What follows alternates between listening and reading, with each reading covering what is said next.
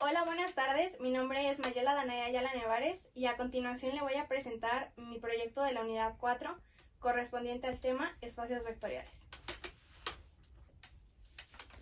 Como lo dije anteriormente, esta unidad se llama espacios vectoriales y a continuación voy a desarrollar los temas con los cuales hemos podido trabajar y desarrollar, los cuales son espacio y subespacio vectorial, combinación lineal, dependencia e independencia, y por último, base y dimensión de un espacio vectorial. Como lo dije anteriormente, van a desarrollarse durante esta presentación de una manera clara y precisa. Además, se expondrán ejemplos de cada tema y, por último, unos ejemplos aplicados a la vida cotidiana, ya que a mi punto de vista es importante el conocer en qué aspectos de la vida diaria esta materia se relaciona. El orden en el que los voy a estar presentando va a ser el orden que di anteriormente. Voy a comenzar con espacios y subespacios vectoriales. Antes de empezar con hablar de este tema, hay que tener en cuenta que existen dos grupos grandes de magnitudes físicas o variables. El primero de ellos son las magnitudes escalares o numéricas, que son aquellas que quedan definidas por un valor numérico y su correspondiente unidad, es decir, es un valor real. Por ejemplo, para saber la masa de un objeto no necesitamos más información que su valor y su unidad. En este caso tenemos aquí 3 kilogramos, que obviamente la unidad va a variar dependiendo de lo que nosotros estemos midiendo, sea longitud, masa, tiempo, entre otros. Y el segundo son las magnitudes vectoriales, que son aquellas que quedan definidas mediante 3 atributos. El primero de ellos es el módulo, que se trata del valor numérico absoluto, en este caso que va a ser siempre positivo, acompañado de la unidad. El segundo es la dirección, que es la recta sobre la que se encuentra aplicada la magnitud. Y por último el sentido, que es uno de los dos posibles que se pueden dar a lo largo de la recta definida por la dirección. Al momento de yo escuchar estos 3 atributos se me viene a la mente el vector, ya que posee estos 3 atributos, como dije anteriormente. Entonces podemos deducir que el vector es uno de estos ejemplos de magnitudes vectoriales. También de ahí el nombre. Para sintetizar la información que dije anteriormente, aquí agregué 2 imágenes. La primera, la que está aquí arriba, representa las magnitudes escalares. La de aquí abajo traté de poner o de buscar una imagen que nos explicara en dónde podemos encontrar cada atributo en una magnitud vectorial. Y esta imagen la puse porque me parece que mezcla las dos magnitudes en un solo ejemplo. Ahora sí voy a entrar de lleno con los espacios vectoriales. Antes que nada, voy a comenzar aclarando, porque se va a ver a lo largo de toda la presentación, lo que significa la V mayúscula. En este caso, la V mayúscula es el símbolo de lo que es un espacio vectorial. Ahora sí, voy a comenzar diciendo que un espacio vectorial es un conjunto no vacío de objetos llamados vectores en el que se han definido 2 operaciones, que son la suma de vectores y el producto por un escalar. Como lo dije anteriormente, es un número real, sujetos a los 10 axiomas que se van a dar a continuación. El primer axioma nos dice que si X pertenece a V y Y pertenece también a V, entonces la suma X más Y pertenecen a V. Este axioma se le conoce como cerradura bajo la suma. El segundo axioma nos dice que para todo X, Y y Z en V, el producto de la suma de X más Y más Z va a ser igual a X más el producto de la suma de Y más Z. Este axioma se conoce como ley asociativa de la suma. El tercer axioma nos dice que si un vector 0 pertenece a V, tal que para todo X pertenezca a V, X más 0 va a ser igual a 0, y esto más X va a ser igual a X. Esto se conoce como vector 0 o idéntico aditivo. El axioma número 4 nos dice que si X pertenece a V, existe un vector menos X en V, tal que X más el inverso aditivo de X va a ser igual a 0. Esto nos dice aquí en una pequeña descripción que menos X se le llama inverso aditivo de X, por eso aquí en este término le puse inverso aditivo. El número 5 nos dice que es distributiva. El número, si X y Y están en V, entonces X y Y va a ser igual a Y más X. Este se conoce como la ley conmutativa de la suma de vectores. El número 6 nos dice que si X pertenece a V y alfa es un escalar, entonces alfa y X pertenecen a V. Este se conoce como cerradura bajo la multiplicación por un escalar. El número 7 nos dice que si X y Y están en V y alfa es un escalar, entonces alfa por el producto de la suma de X más Y nos va a dar alfa X más alfa Y. Esta es la primera ley distributiva. El número 7 nos dice que si X pertenece a V y alfa y beta son escalares, entonces el producto de la suma de alfa más beta por X va a ser igual a alfa X más beta X. Esta es la segunda ley distributiva. El número 9 nos dice que si X pertenece a V y alfa y beta son escalares, entonces alfa por el producto de beta por X va a ser igual al producto de alfa por beta por X. Esta es la ley asociativa de la multiplicación de escalares. Y por último tenemos el décimo axioma que nos dice que para todo vector X que pertenezca a V va a ser igual a 1X por X. A partir de los axiomas de los espacios vectoriales que dije anteriormente, se pueden demostrar las siguientes propiedades que resultan naturales.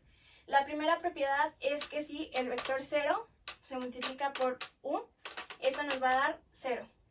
La propiedad 2 nos dice que alfa por el vector 0 va a ser igual al vector 0. La propiedad número 3 nos dice que si el inverso de alfa por U nos va a dar igual a menos alfa por U, o el inverso de alfa por U. Y por último, la propiedad 4 nos dice que alfa por U va a ser igual al vector 0. De aquí me paso al tema de subespacios vectoriales. Aquí nos dice que sea V un espacio vectorial y W un subconjunto no vacío de V, que W puede ser un subespacio en V si y solo si W es un espacio vectorial por sí mismo, con las mismas operaciones que dijimos que tienen los espacios vectoriales, que son la suma de vectores y un producto por un escalar definidas en V. Pero para que nosotros podamos comprobar que W es un subespacio de V, se plantea lo mismo de arriba o que dije anteriormente, y se deben de cumplir las siguientes condiciones: que el vector 0 esté en W. La segunda condición nos dice que si U y V están en W, entonces U más V están en W. Y por último, que si U está en W y K es un escalar, el producto o la multiplicación de K por U está en W. Para lo anterior, se nos dan las siguientes observaciones. La primera de ellas nos dice que la condición A asegura que W no es vacío. La mejor manera de comprobar si W es un subespacio es buscar primero si contiene el vector nulo. Si el vector 0 está en W, entonces debe verificarse las propiedades B y C. En todo caso de que suceda lo contrario, es decir, que si el vector 0 no se encuentre en W, W ya no va a ser un subespacio, entonces ya no es necesario continuar con el proceso de encontrar las otras dos propiedades. La segunda observación nos dice que las propiedades A, B y C corresponden a los axiomas 4, 1 y 6 de espacios vectoriales. La tercera observación nos dice que los axiomas 2, 3, 7, 8, 9 y 10 de espacios vectoriales se cumplen para W porque este es un subconjunto de V. Entonces puede decirse que W hereda las mismas propiedades de V. Y por último nos dice que faltaría comprobar que cada vector de W tiene su opuesto en W, que esto vendría siendo lo mismo al axioma número 5 de espacios vectoriales.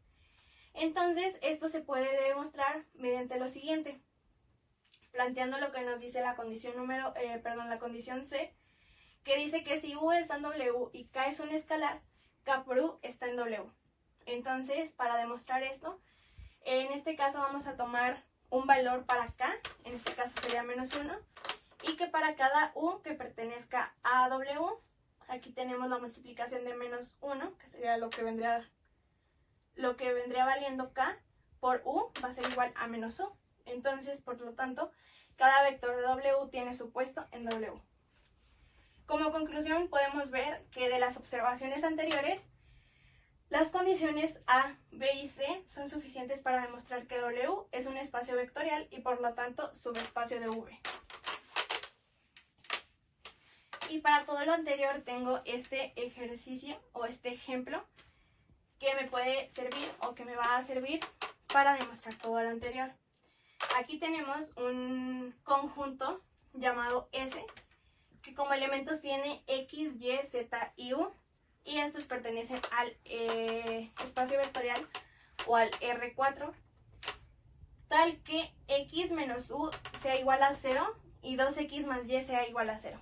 Estas, como podemos ver, son unas ecuaciones, pero para este ejemplo son condiciones que tienen que cumplir los conjuntos, que tienen que cumplir los elementos para que podamos ver que es un subespacio de R4. Primero vamos a comenzar sustituyendo los valores, o más bien el valor de 0 en cada elemento. Por decir, X va a ser igual a 0, Y es igual a 0, Z igual a 0, U igual a 0. En este caso vendría siendo así porque es un R4. Entonces sería un vector de 0, pero con 4 ceros. Si fuera un R3 sería 3 ceros y así sucesivamente. Entonces nos preguntan si este vector 0 pertenece a S. Para eso tenemos que sustituir los valores en las ecuaciones que nos dan arriba. Como dije anteriormente, son condiciones. La primera nos dice que X menos U va a ser igual a 0. Aquí tenemos los valores de X y de U. X vale 0, U vale 0. Entonces 0 menos 0 va a ser igual a 0. Esa condición se cumple. La segunda nos dice que 2X más Y va a ser igual a 0. Pasa lo mismo. 2 por X que vale 0 más Y que vale 0 va a ser igual a 0. Hasta ahorita ya comprobamos que el vector 0 pertenece a S.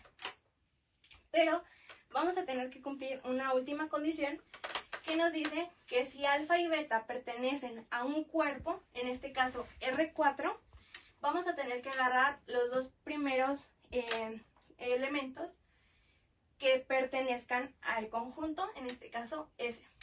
Entonces vamos a tener que demostrar lo que dije anteriormente, va a ser demostrado mediante esto. Lo que vamos a hacer es que vamos a agarrar los elementos y como vamos a agarrar dos de ellos, van a ser subíndice 1 y subíndice 2.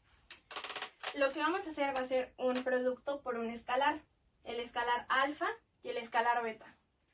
Entonces, al momento de hacer esta multiplicación, nos va a quedar alfa x1, alfa y1, alfa z1 y alfa u1, más beta x2, beta y2, beta z2 y beta u2.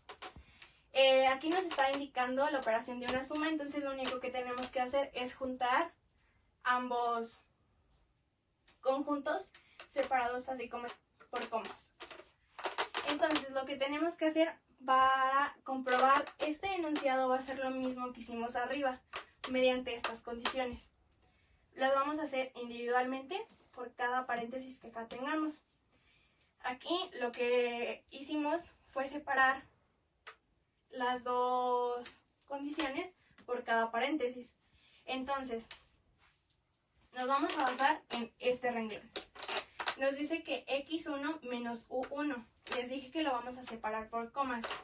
Esto va a ser x, esto va a ser y, z y u, como se puede ver en cada literal que tiene cada término.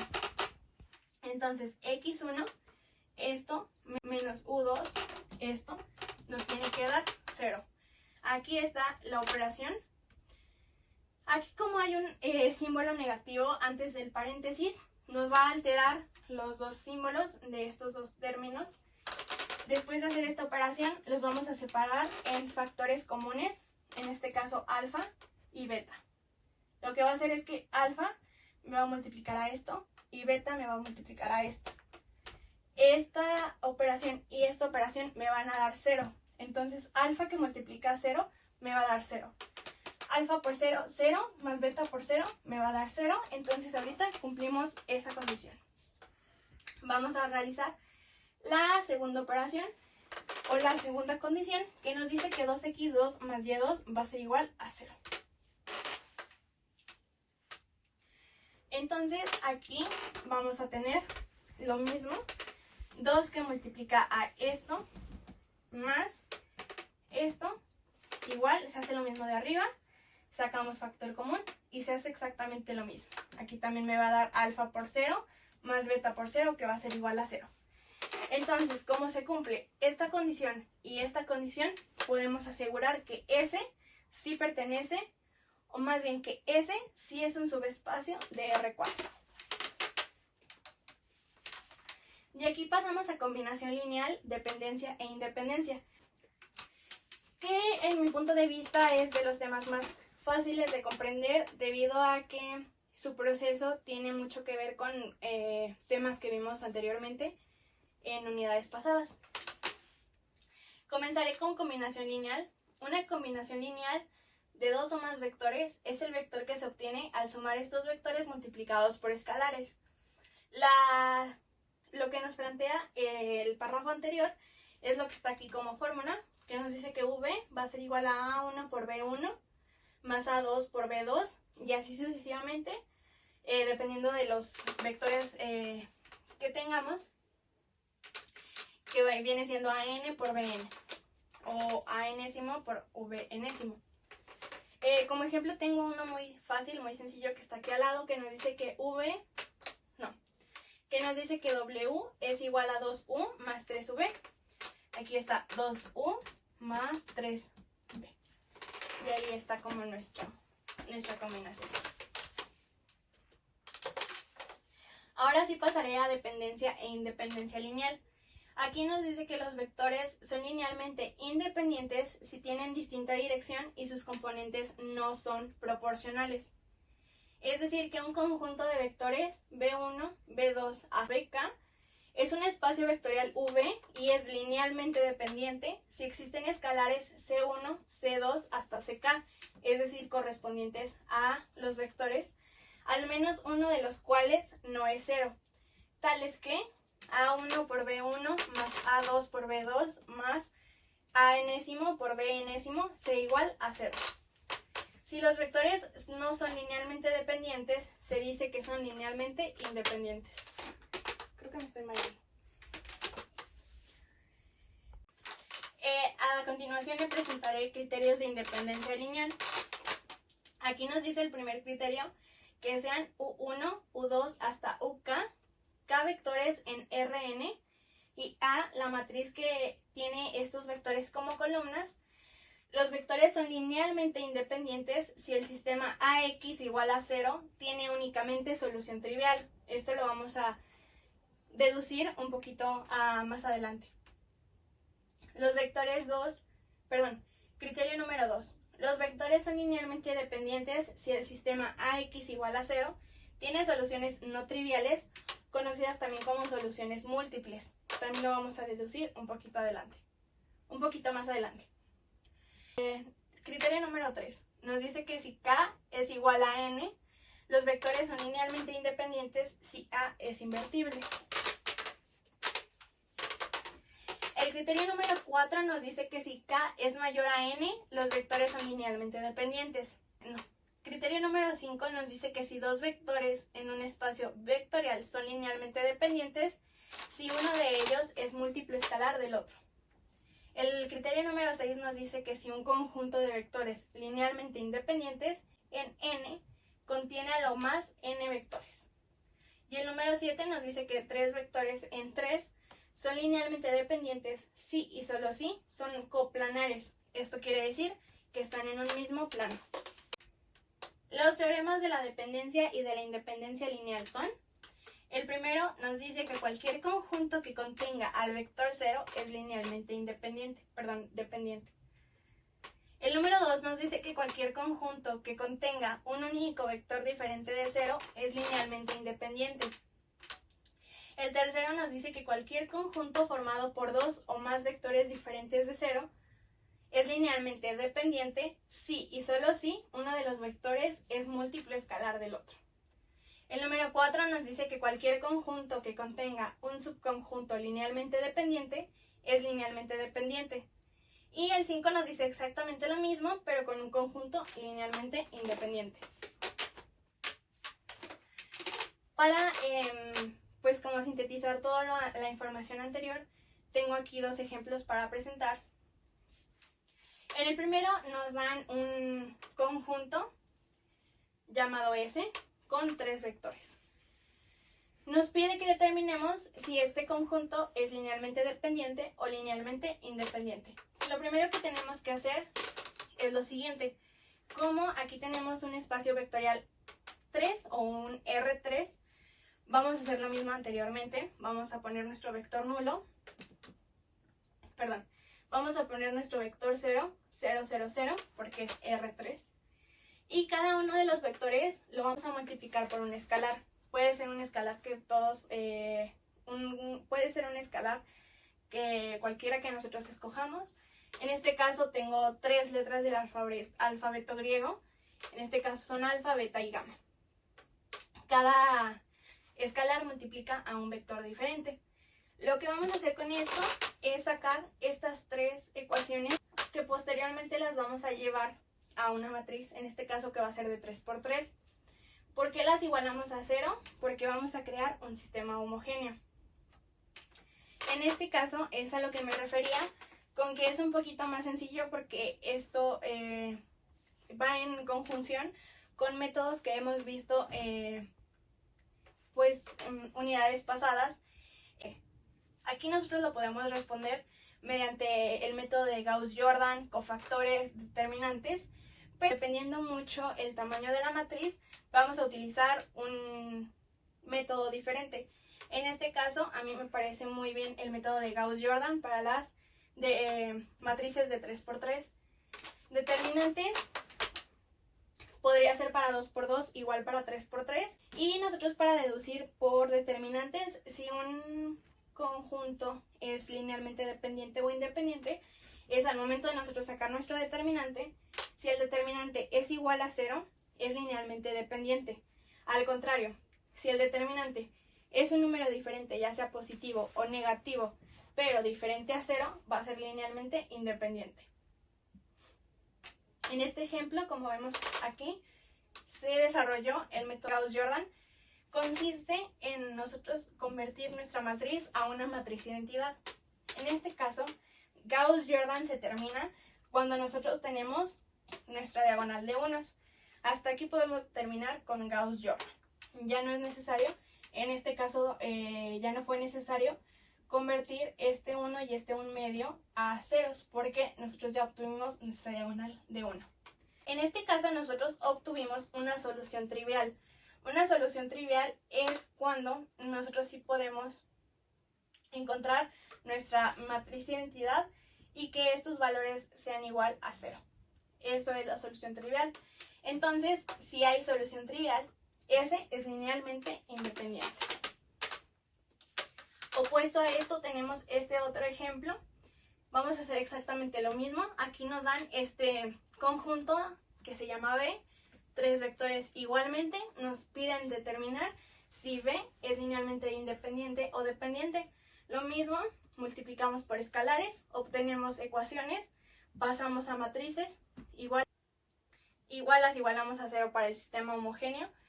Pero aquí podemos ver y observar que al momento de nosotros querer convertir este 2 en un 1, conseguimos un 0. Esto quiere decir que tiene soluciones infinitas. Si nosotros nos remontamos a temas pasados, me voy a remontar hasta el tema de las inversas de las matrices. Si nosotros conseguimos un 0 en una posición en donde debería de ir un 1, ya no tiene inversa esa matriz. Unidad pasada con Gauss-Jordan igual aquí. Obtenemos un 0 en una posición de un 1, ya no se puede seguir, o sí se puede seguir, pero esto significa que tenemos infinitas soluciones. Esto quiere decir que el conjunto B es linealmente dependiente. A continuación pasaré con el tercero y último tema, que es base y dimensión de un espacio vectorial. Para comenzar comenzar, nos dice aquí que un conjunto de vectores llamado S, que tenemos vectores B1, B2 hasta Bn, es un espacio vectorial y se denomina base de B si se cumplen con las siguientes condiciones. La primera de ellas es si S genera AV y la segunda si S es linealmente independiente. Si este conjunto no posee ninguna de las características pasadas, no tiene base. Nos dice que si una base posee las dos características pasadas, debe tener suficientes valores para generar AB, pero no tantas, de modo que uno de ellos puede escribirse como una combinación lineal de los demás vectores en S. Si un espacio vectorial consta de un número finito de vectores, entonces V es de dimensión finita. Contrario a esto, V es de dimensión infinita. Voy a comenzar con bases. En términos generales, una base para un espacio vectorial es un conjunto de vectores del espacio, a partir de los cuales se puede obtener cualquier otro vector de dicho espacio, haciendo uso de las operaciones en él definidas. Nos dice también que la base es natural, estándar o canónica si los vectores B1, B2 hasta Bn, forman base para Rn. Aquí nos dice que si un conjunto llamado S, que tiene los vectores B1, B2 hasta Bn, es una base para un espacio vectorial V, entonces todo vector en V se puede expresar como la siguiente fórmula que nos dice que V va a ser igual a C1 por B1 más C2 por B2 más y hasta C enésima por B enésima. Las bases contienen las siguientes propiedades. Una base de S es un sistema generador minimal de S, es decir, lo más pequeño posible. Además, es un conjunto independiente maximal dentro de S, es decir, lo más grande posible. Y finalmente, una base de S permite expresar todos los vectores de S como combinación lineal de ella, de manera única para cada vector. Aquí tengo un ejemplo que encontré como muy detallado. Nos dice que dada la base no canónica de R3, demostrar si es una base de Re3. Aquí nos dan también la solución. Nos dice primero estudiamos la dependencia lineal de los vectores.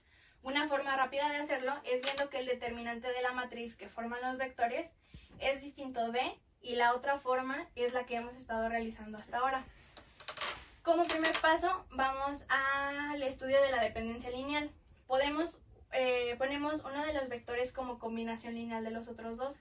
En este caso se pone el vector primero y vamos a multiplicar por un escalar. En este caso tenemos este escalar 1 y este escalar 2. Cada escalar multiplica a cada uno de los dos vectores restantes.